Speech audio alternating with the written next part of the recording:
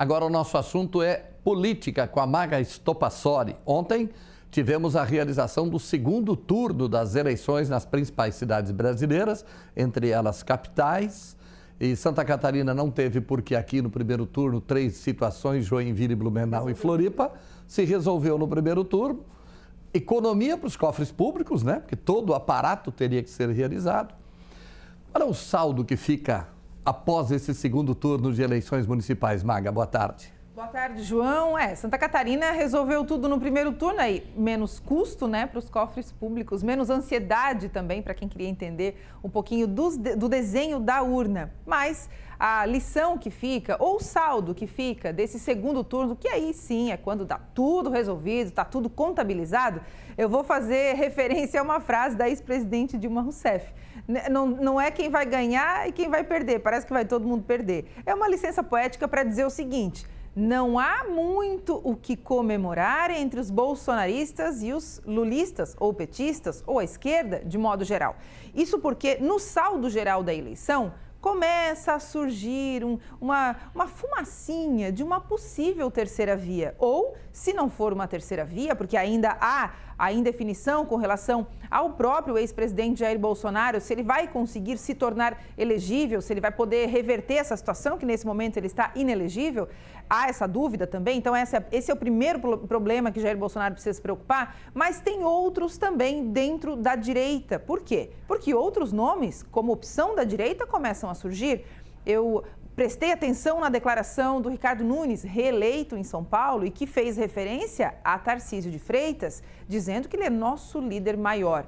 2 nomes que encampam aí uma candidatura, ou que podem fazer parte de uma composição de direita, não sendo bolsonarista.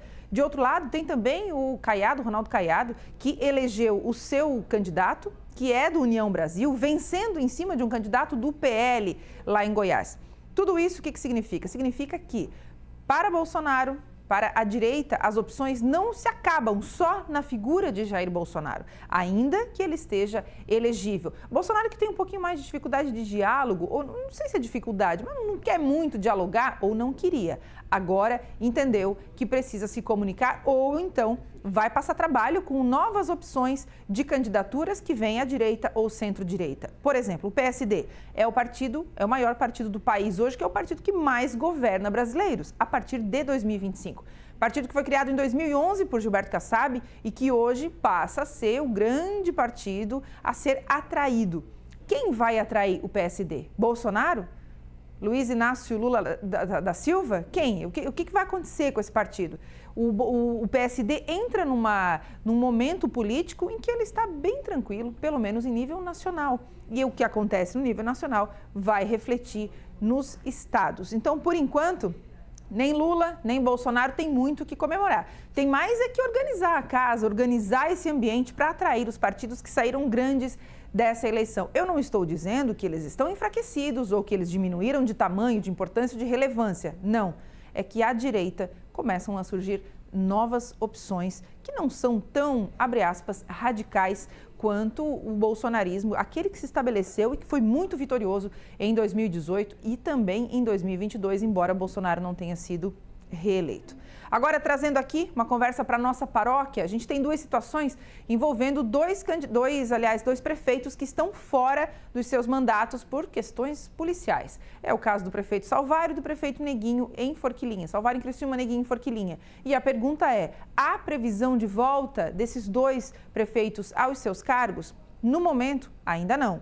Não há, pelo menos nesse momento, né, 12h43 dessa segunda-feira, não há uma definição, um encaminhamento oficial com relação à situação deles. Então, não há previsão do retorno nem do Neguinho e nem do Clésio Salvário aos seus mandatos, viu, João?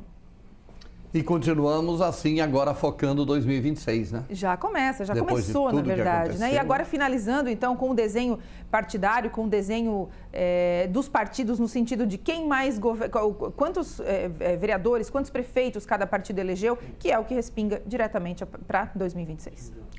Obrigado, Maga. Até quarta-feira. Valeu. Falando de política aqui pra gente na quarta, Maga volta.